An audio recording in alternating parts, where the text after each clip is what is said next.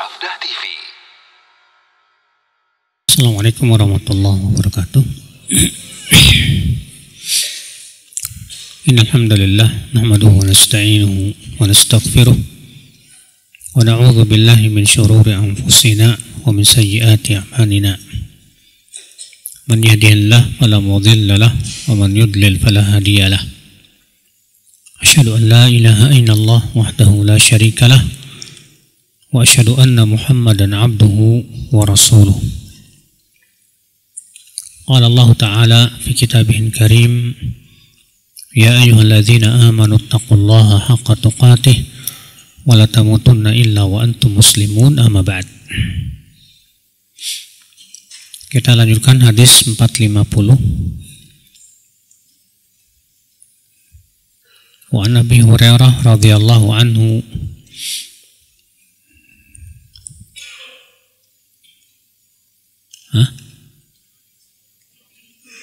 berapa? 448.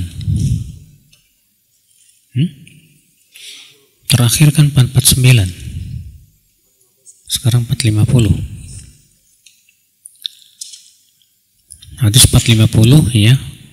Dari Abu Hurairah, semoga Allah meridainya, bahwasanya Rasulullah sallallahu alaihi wasallam bersabda, "Muntadhirus salati ba'da shalah kafarisin ishtadda bihi farasuhu fi sabilillah ala kashhihi wa huwa fi ribatil akbar."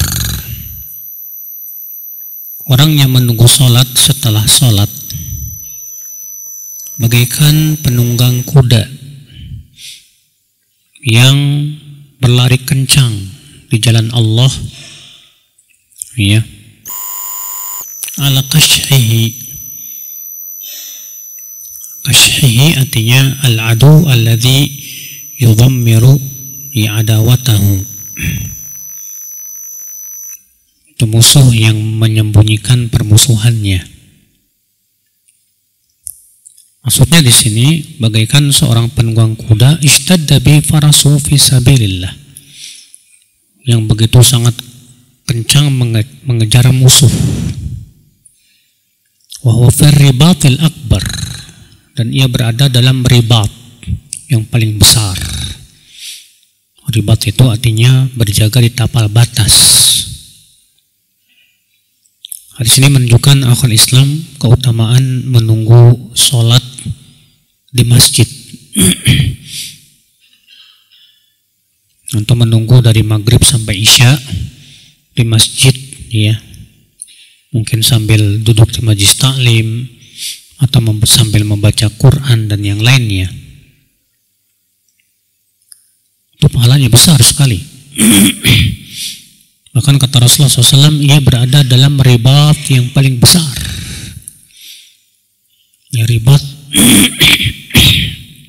sudah kita sebutkan tadi maknanya, yaitu berjaga di tapal batas, Pak.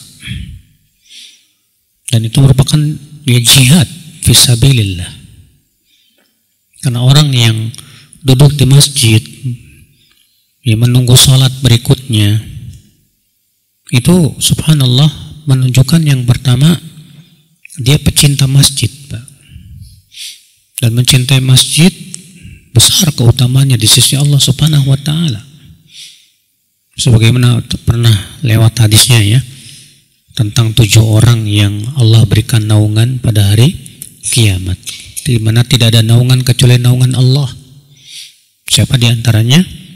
Rajulun ya qalbuhu mu'allaqun bil masajid, orang yang hatinya itu terpaut dengan masjid, Pak. Maka kalau kita menunggu sholat sampai sholat berikutnya di masjid, orang kalau nggak biasa, nggak sabaran, Pak. Tapi ketika ia menunggu di masjid, baca Quran dan yang lainnya, dia akan merasakan nikmatnya ibadah di masjid, dan kemudian hatinya akan terpaut dengan masjid. Yang kedua, ya, dia sedang menjaga ibadahnya di dalam masjid. Berbeda dengan orang yang pulang langsung. Kadang orang pulang ke rumahnya, ya, ketiduran Akhirnya sholat isyanya bablas. Tapi orang yang di masjid menunggu sholat, insya Allah akan terjaga Pak ibadahnya itu. Sholat sunnahnya, demikian pula sholat wajibnya ia bisa bersama imam, bahkan ia bisa mendapatkan saf yang pertama. Iya. Ikhwata Islam, saudaraku seiman. Yang ketiga, dia terus menerus didoakan oleh malaikat. Sebagaimana disebutkan dalam hadis, ya, wala yazalu rajul ya fi salatin man tabara shalah. Senantiasa seseorang berada di dalam salat selama ia menunggu apa? Salat. Wal malaikatu yaqulun, dan para malaikat mendoakan, Pak. Allahumma ighfir lahu, ya Allah ampuni dosanya. Allahumma arhamhu, ya Allah rahmati dia. Bayangkan ya, selama dia menunggu sholat, dia berada di dalam sholat. Artinya diberikan pahala apa? Sholat. Kemudian malaikat dia selalu mendoakan dia terus saja selama dia belum berhadas. Bayangkan betapa banyak keutamaan-keutamaan yang dia dapatkan ketika ia menunggu satu sholat sampai sholat berikutnya di masjid, Pak. Iya. Kita masuk hadis 451. Wa Ibnu Abbas radhiyallahu anhuma qala Rasulullah sallallahu alaihi wasallam, atani al-lailah rabbi, wa fi riwayatin ra'aitu rabbi fi ahsani suratin. Faqala li, ya Muhammad, qultu labbaika rabbi wa sa'daik. Qala hal tadri fima yahtasimul mala'ul a'la? Qultu la a'lam. Fawadha'a yadahu baina katifayya hatta wajadtu bardaha baina thadiyai aw fi nahri. Fa'alimtu ma fis samawati wa ma fil ard. Aw qala ma baina al-masyriqi wal maghrib. Qala ya Muhammad, atadri fima yahtasimul mala'ul a'la? Qultu na'am, fid darajat wal kafarat wa naqil aqdam ila al-jama'at wa isbaghil wudu'i fis sabarat wa intidhari salati ba'da as-salah wa man hafadha 'alayhinna 'asha bi khairin wa mata bi khairin wa kana min dhunubihi ka yaumi waladathu ummu. Al-hadis rawahu Tirmidzi. Rasulullah SAW bersabda, tadi malam Tuhanku yaitu Allah mendatangiku. Dalam satu riwayat yang lain dengan lafaz, semalam aku bermimpi melihat Allah dengan bentuk yang paling indah. Lalu Allah berfirman kepadaku, hai Muhammad, aku menjawab, labbaika rabbi wa sa'daik. Allah berfirman, tahukah kamu apa yang sedang diperbincangkan oleh malaikat yang ada di langit sana? Aku menjawab, tidak tahu ya Allah. Maka Allah pun meletakkan tangannya di antara dua pundakku, sehingga aku merasakan dinginnya di antara dua dadaku. Dalam satu ayat yang lain, di nahar itu di sini, bawahnya leher sini. Sehingga pada waktu itu aku mengetahui apa yang ada di langit dan di bumi. Dalam satu ayat yang lain, antara timur dan barat. Lalu Allah berfirman lagi, hai Muhammad, tahukah kamu apa yang sedang diperbincangkan oleh malaikat yang ada di langit sana? Mala'ul a'la. Ya, Mala'ul a'la itu ya yang paling tinggi, Pak, itu di langit yang ketujuh. Yang di sana tentunya malaikat-malaikat yang sangat mulia sekali, Pak. Iya. Maka aku menjawab, iya aku tahu ya Allah. Fid darajati wa fil kafarat. Mereka memperbincangkan tentang amalan yang mengangkat derajat dan amalan yang menggugurkan dosa, yang menghapus dosa. Dan melangkahkan kaki menuju sholat berjamaah dan menyempurnakan wudhu di saat sulit dan menunggu sholat setelah sholat. Siapa yang menjaganya, ia akan hidup dengan baik dan mati pun dengan baik, dan ia akan bersih dari dosanya seperti dilahirkan oleh ibunya kembali. Dikeluarkan Tirmidzi, dan Tirmidzi berkata hadis ini hasan gharib. Dalam hadis ini Pak, Rasulullah SAW bermimpi Pak, bertemu dengan Allah, mimpi melihat Allah. Dan sudah pernah saya sampaikan ya, bahwa ya yang sahih Rasulullah SAW itu tidak melihat Allah dengan mata kepalanya Pak. Abu Dzar meriwayatkan dalam sebuah hadis bahwa Abu Dzar bertanya kepada Rasulullah SAW, hal ra'aita rabbak, apakah engkau melihat Tuhanmu saat Isra Mi'raj?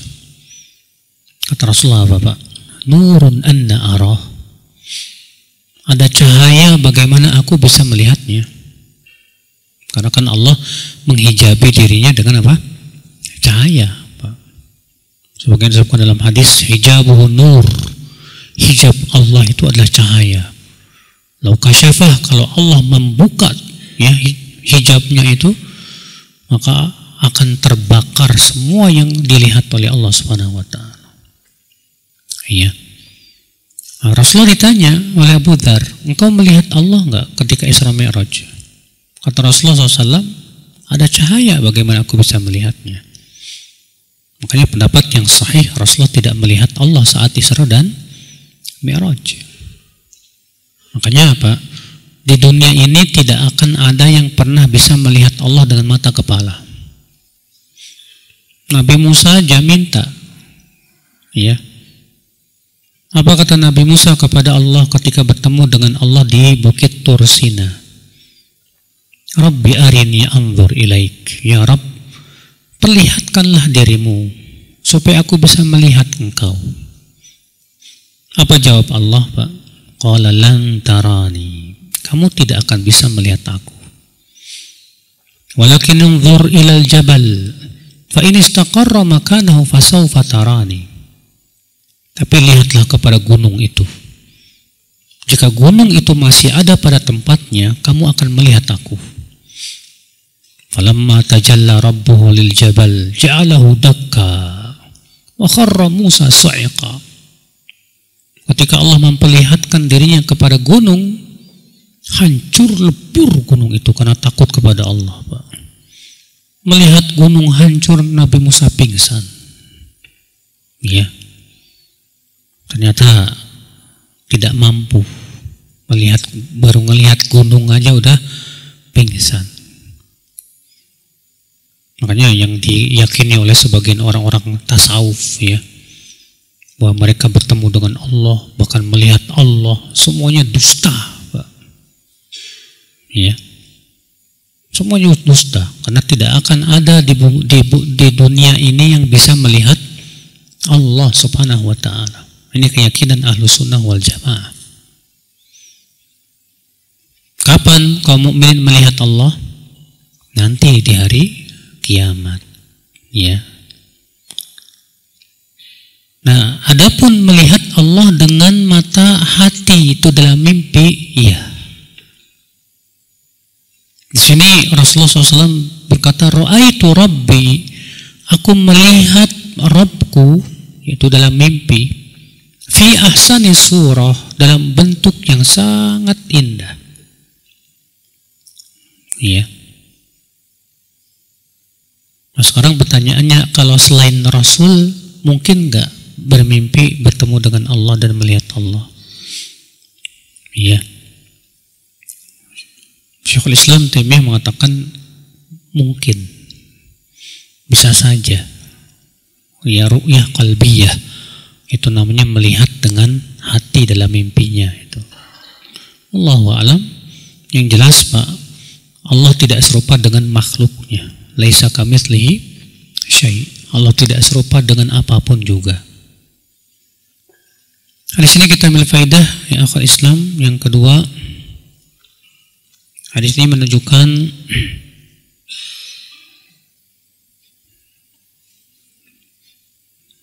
bahwa para malaikat yang paling tinggi yang berada di langit, mereka perbincangan mereka tentang amal saleh. Itu tentang amal yang mengangkat derajat dan amal yang menghapus apa? Dosa. Masya Allah. Sampai seperti itu Pak. Perbincangan para malaikat ternyata tentang amalan saleh. Makanya hendaknya kita pun juga menyerupai para malaikat ya.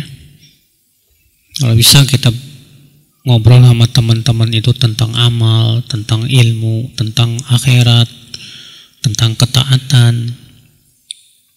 Ini kebanyakan kita kalau ngobrol ya tentang poligami, tentang kuliner, ya. Di sini menunjukkan juga ya akal Islam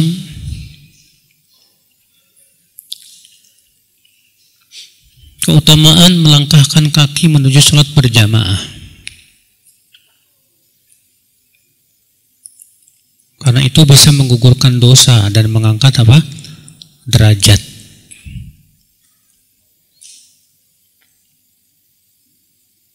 Hadis ini juga menunjukkan keutamaan menyempurnakan wudhu di saat sulit. Ya, misalnya dingin banget atau antum sedang sakit misalnya. Kenapa? Karena semakin berat amal, semakin besar pahalanya. Makanya kaidah mengatakan al-ajru biqadril masyaqqah. Pahala itu disesuaikan dengan berat, ya, dengan beratnya amalan soleh. Semakin berat itu amal, semakin besar pahalanya. Hadisnya juga kita ambil faedah ya akal Islam, keutamaan menunggu sholat setelah sholat di masjid. Dan hadis ini menunjukkan orang yang menjaga amalan-amalan ini. Karena Rasulullah mengatakan siapa yang menjaga amalan-amalan ini, ia akan hidupnya baik dan matinya baik. Dan ia akan bersih dari dosanya seperti dilahirkan oleh ibunya. Berarti ini menunjukkan Pak bahwa kita ini sangat sekali dianjurkan untuk membiasakan amalan-amalan kebaikan ini. Itu amalan yang mengangkat derajat dan amalan yang menggugurkan dosa. Terutama 3 perkara ini, Masya Allah. Bayangkan kalau antum jadi kebiasaannya sampai tua pergi ke masjid. Sampai tua antum Masya Allah selalu pergi ke masjid. Menunggu sholat sampai sholat berikutnya di masjid. Wallahi akhi, ya jaminannya luar biasa ini. Oh, ia akan hidupnya baik, matinya pun baik, dan dosanya bersih sudah, Masya Allah. Nah, itu yang kita harapkan Pak. Kita menjadi pecinta masjid sampai akhir hayat Pak. Kita yang senantiasa berusaha untuk memakmurkan masjid sampai akhir hayat Pak. Makanya saya salut ya sama orang-orang tua yang sudah lemah tapi untuk ke masjid semangat sekali Pak, Masya Allah. Iya, ada orang yang jalannya aja tertatih-tatih tapi tetap saja semangat pergi ke masjid. Sementara banyak orang-orang yang sehat, jalannya kuat, mau pergi ke masjid malas sekali, subhanallah. Ikhwata Islam, saudaraku seiman. Hadis 452. Wa Nabi Sa'id al-Khudri radhiyallahu anhu qala qala Rasulullah sallallahu alaihi wasallam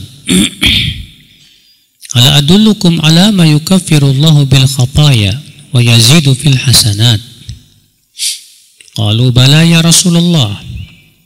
Qala isbaghul wudu' aw at-tuhur fil makarih wa kathratul khuta ila hadzal masjid wa salatu ba'da shalah Wa ma min ahadin yakhruju min baitihi mutatahhira hatta ya'ti al-masjida wa yusalli fihi ma'al muslimin aw ma'al imam thumma yantadhiru as-salata allati ba'daha illa qalatil malaikah Allahumma ighfir lahu Allahumma arhamhu. Maukah aku tunjukkan, kata Rasulullah, kepada amal yang bisa menggugurkan dosa-dosa, yang dengannya Allah akan gugurkan dosa-dosa dan Allah akan tambahkan kebaikan derajatnya. Kata para sahabat, mau ya Rasulullah. Maka Rasulullah bersabda, itu menyempurnakan wudhu saat susah dan memperbanyak langkahnya ke masjid dan menunggu sholat setelah sholat. Dan tidak ada seorang pun yang keluar dari rumahnya dalam keadaan bersuci sampai ia mendatangi masjid, lalu ia sholat bersama kaum muslimin atau bersama imam. Kemudian ia menunggu sholat berikutnya, kecuali malaikat akan berdoa, ya Allah, ampunilah dia, ya Allah, rahmatilah dia. Dikeluarkan Ibnu Majah dan Ibnu Khuzaimah dan Ibnu Hibban. Di sini subhanallah Pak, menunjukkan 3 perkara yang sudah kita sebutkan tadi ya. Yang pertama, menyempurnakan wudhu di saat sulit. Ya, kalau lagi dingin banget, tentu kalau lagi di puncak gunung ya, itu dingin banget Pak. Mau wudhu itu ya Allah beratnya minta ampun. Tapi antum tetap sabar, antum sempurnakan itu. Antum cuci tetap 3 kali walaupun dinginnya luar biasa.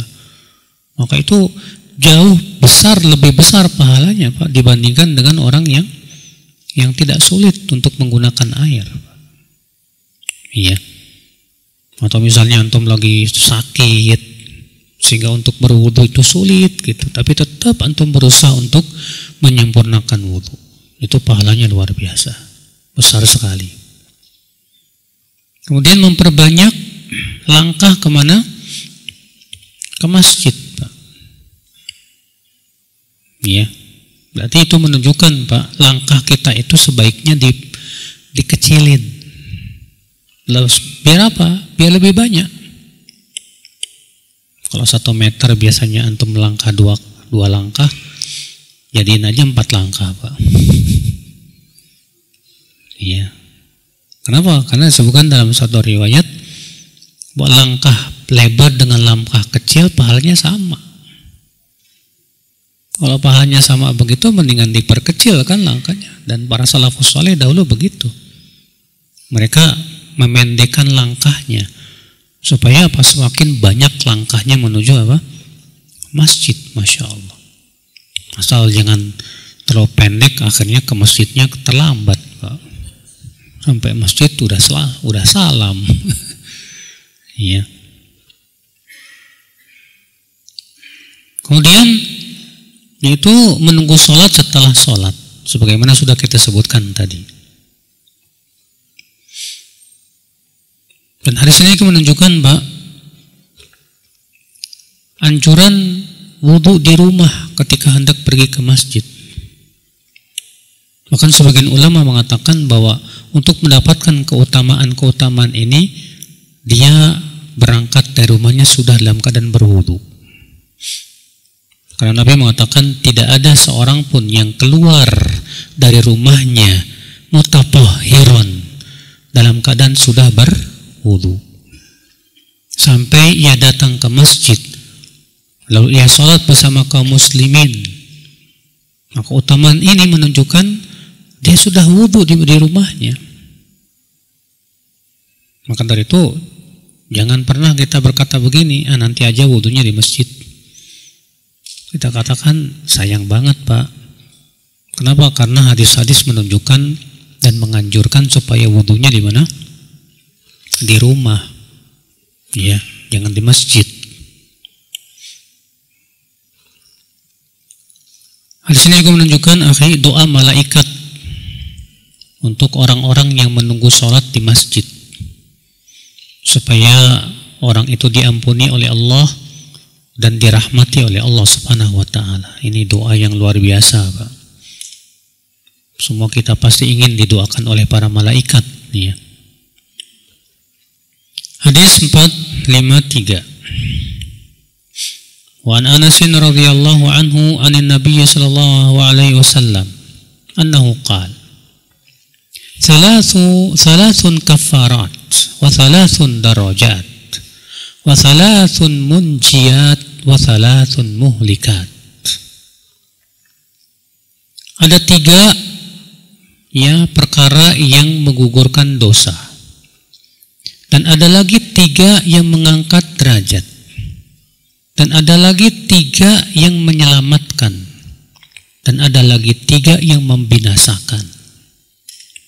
Fa'ammal kafarat fa isbaghul wudu' fi sabarat wa intidharu salati ba'da salat wa naqlul aqdami ilal jama'at. Adapun yang menggugurkan dosa itu menyempurnakan wudu di saat sulit dan menunggu salat setelah salat dan melangkahkan kaki menuju mana? Salat berjamaah. Nah, ini yang bisa menggugurkan apa? Dosa. Wa amad darajat fa it'amut ta'am wa ifsya'us salam wassalatu bil laili wan nasu niyam. Adapun darajat, maka memberi makan, ya, memberi makan fakir miskin, dan menyebarkan salam, dan sholat malam saat orang-orang sedang tidur. Wa amal munjiyat, adapun yang menyelamatkan, apa itu? Fal adlu fil ghadab war ridha, bersikap adil saat marah maupun ridha. Wal qasdu fil faqri wal ghina, bersikap, ya, qasd, bersikap qasd di sini artinya tengah-tengah, tidak gulu dan tidak, ya, tidak lebih dan tidak kurang, tengah-tengah, tidak gulu dan tidak tafrid, meremehkan. Jadi bersikap qasd di dalam ketika fakir maupun ketika kaya, saat fakir maupun apa? Kaya. Maksudnya saat fakir dia tidak, ya, menjadi orang yang putus asa dari rahmat Allah, tapi dia tetap sabar. Saat kaya dia tidak menjadi orang yang lupa daratan, tetap bersyukur. Wa khasyatullah fi sirri wal alaniyah, dan takut kepada Allah baik saat sendiri maupun di depan orang. Nah, ini 3 perkara yang menyelamatkan. Wa amal muhlikat, adapun 3 perkara yang membinasakan, fasyuhun muta' wa hawan muttaba' wa ijabul mar'i binafsih, yaitu kekikiran yang ditaati dan hawa nafsu yang diikuti, dan seseorang bangga dengan dirinya, ya, ujub dengan diri sendiri. Ini dia akal Islam. Rasulullah menyebutkan ada 3 amalan yang menggugurkan dosa, sudah kita bahas tadi. Ada lagi 3 amalan yang mengangkat derajat. Apa itu? Yang pertama, memberi makan fakir miskin. Dan memberi makan fakir miskin itu, Pak, pahalanya besar, Pak. Disebutkan dalam hadis, Rasulullah ditanya, ayyul islami khair, ya Rasulullah, Islam apa yang paling baik? Kata Rasulullah, tut'imut ta'am wa taqra'us salam ala man arafta wa ma lam ta'rif. Itu kamu memberi makan dan kamu ucapkan salam kepada orang yang kamu kenal maupun yang kamu tidak kenal. Ternyata itu Islam yang terbaik, subhanallah. Ketika Rasulullah SAW menyebutkan di surga itu, Pak, ada sebuah kamar yang sangat istimewa sekali. Kata Rasulullah, yura dhuhuruha min butuniha wa butunuha min dhuhuriha. Bagian dalamnya terlihat dari luarnya dan bagian luarnya terlihat dari dalamnya. Nggak tahu Allahu a'lam bagaimana hakikatnya. Liman ya Rasulullah, untuk siapa kamar-kamar itu hai Rasulullah? Kata Rasulullah apa? Liman at'amat ta'am, bagi orang yang memberi makan fakir miskin, wa atabal kalam, dan membaguskan ucapan, wa adamas siyam, senantiasa berpuasa, wa shalla bil laili wan nasu niyam, dan senantiasa sholat saat orang-orang sedang tidur. Iya, memberi makan, Pak. Maka kita berusaha ya untuk memberi makan fakir miskin. Banyak orang-orang susah di zaman ini, Pak. Iya. Sementara banyak orang kaya kelebihan makanan terbuang begitu saja. Kemudian yang kedua apa? Wa ifsya'us salam. Ini mengangkat derajat ini, yaitu menyebarkan apa? Salam. Dan menyebarkan salam itu salah satu sebab masuk surga, Pak. Kata Rasulullah SAW, la tadkhulul jannah hatta tu'minu wa la tu'minu hatta tahabbu wa la adullukum ala syai'in idza fa'altumuhu tahabbtum afsyus salama bainakum. Kalian tidak beriman sampai kalian saling mencintai, dan kalian tidak akan masuk surga sampai kalian beriman, dan kalian tidak beriman sampai kalian saling mencintai.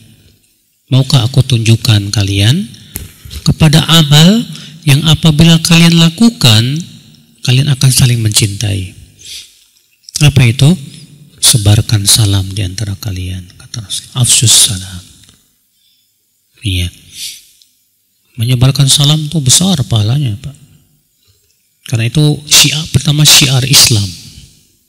Dan itu tahiyat kaum muslimin. Yang pertama kali mengajarkan salam ya Nabi Adam alaihissalam dengan perintah Allah.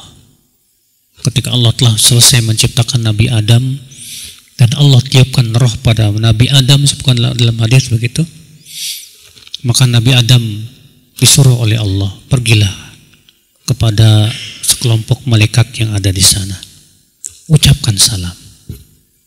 Maka datanglah Nabi Adam dan berkata, Assalamualaikum. Dijawab oleh para malaikat, Waalaikumsalam warahmatullah. Dan itu menjadi tahiyatnya ya untuk anak-anak sampai hari kiamat, Pak. Iya. Dan jangan diganti sama yang lain, Pak. Selamat pagi, selamat siang. Kalau assalamualaikum artinya apa, Pak? Ada dua makna. Makna yang pertama kata para ulama, ya keselamatan atas kalian. Assalam yaitu salamah. Makna yang kedua, assalam di sini nama Allah. Ya, assalam di sini nama Allah. Artinya nama Allah assalam atas kamu. Iya. Dan itu masya Allah merupakan ya, tahiyat yang agung, Pak. Adapun selamat pagi, yang selamat paginya, intinya enggak. Selamat malam, ya. Nah, ini jadi jangan diganti sama yang lain. Dan ucapkan salam yang benar, Pak. Ya, sebagian orang mengucapkan salam yang asal, Pak. Assalamualaikum. Assalamualaikum. Apaan Assalamualaikum? Sam itu artinya kematian, Pak. Ya, sam itu artinya apa? Kematian. Ucapkan Assalamualaikum. Iya. Ikhwata Islam, saudaraku seiman. Dan yang paling utama yang mengucapkan salam yang pertama kali. Maka jadilah antum yang pertama kali mengucapkan salam. Karena kata Rasulullah, aulahuma Ya, yang paling layak, yang paling utama adalah yang man bada'a bis salam. Itu yang memulai ucapan apa? Salam. Kemudian yang ketiga yang mengangkat derajat apa? Sholat malam. Dan sholat malam, Masya Allah, keutamaannya besar. Sholat sunnah yang paling sering Allah sebutkan dalam Al-Quran itu sholat apa? Sholat malam. Ada sekitar 8 ayat yang menyebutkan tentang sholat malam. Di antaranya ketika Allah menyebutkan tentang sifat karakter penduduk surga. Allah berfirman, innal muttaqina fi jannatin wa uyun akhidina ma atahum rabbuhum innahum kanu qabla dhalika muhsinin kanu qalilan minal laili ma yahja'un wabil asharihum yastaghfirun. Sesungguhnya orang yang bertakwa itu berada dalam surga dan mata air yang mengalir. Mereka mengambil kenikmatan yang Allah berikan. Sesungguhnya dahulu di dunia mereka suka berbuat kebaikan. Apa itu? Yang pertama kali Allah sebutkan, kanu qalilan minal laili ma yahja'un. Mereka dulu sedikit tidur di waktu malam. Dan di akhir malam mereka istighfar kepada Allah. Iya. Makanya Rasulullah SAW sabda apa? Alaikum biqiyamil lail fa innaha da'bus salihina min qablikum wa maghfaratun lisayyi'at wa mardatun lirrabb. Oh kama qala, hendaklah kalian sholat malam karena itu kebiasaan orang-orang soleh sebelum kalian itu. Dan itu bisa menggugurkan dosa, kata Rasulullah SAW. Iya. Maka berusaha kita untuk menjadi orang-orang yang melewati malamnya dengan sujud, dengan ya bermunajat, dengan tahajud. Sebagaimana Allah Subhanahu wa taala menyebutkan tentang sifat-sifat ibadur Rahman dalam surat Al-Furqan itu. Walladzina yabituna li rabbihim sujjadan wa qiyama. Itu orang-orang yang melewati malamnya dengan sujud dan berdiri. Masya Allah. Iya. Itu dipuji oleh Allah. Sebutkan dalam hadis, ya'jabu rabbukum ila rajulain. Tuhan kalian itu kagum sama 2 orang. Ya, Allah kagum kepada 2 orang.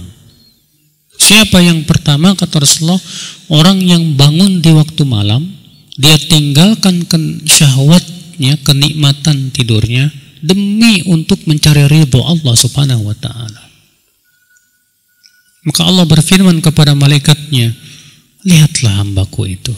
Dia tinggalkan kenikmatan tidurnya, dia tinggalkan syahwatnya hanya untuk mencari keridhoanku. Iya. Makanya Masya Allah, Allah kagum sama orang kayak gini, Pak. Yang yang dia kuat meninggalkan syahwat. Kan yang namanya lagi enak-enaknya tidur mah dia tinggalkan. Iya. Udah gitu kasurnya empuk lagi, AC-nya dingin, ya, istrinya cantik, walah. Biasanya mau bangun tidur tuh susah benar, Pak. Tapi dia tinggalkan tuh semuanya, sudahlah. Iya, ini luar biasa sampai Allah merasa kagum sama orang kayak gini nih. Iya. Ikhwata Islam saudaraku seiman. Kemudian ada pun 3 perkara yang menyelamatkan. Apa 3 perkara yang menyelamatkan? Yang pertama, bersikap adil saat marah maupun saat ridho. Oh, ini berat, Pak. Banyak di antara kita adilnya saat ridho doang, Pak. Adapun saat ngambek nggak adil, Pak. Nggak adil. Iya. Nggak adil dalam menilai seseorang. Kalau antum lagi senang sama orang, mungkin apa? Antum akan puji-puji dia. Oh, Masya Allah orangnya bagus, gini-gini. Tapi pas antum lagi ngambek sama dia, saya banyak dan jarang sekali orang yang tetap bersikap adil sama orang itu. baper masalahnya, Pak. Karena kalau kita lagi marah, lagi ngambek, biasanya akal kita hilang. Kemarahan kita itu menghilangkan dan menghapus kebaikan-kebaikan orang tersebut, sehingga kita tidak bersifat adil. Baik, hadis ini masih kita syarah insyaallah pada pertemuan yang akan datang. Nah, demikian. Subhanakallah bihamdik, asyhadu an la ilaha illa anta, astaghfiruka wa atubu ilaik. Assalamualaikum warahmatullahi wabarakatuh.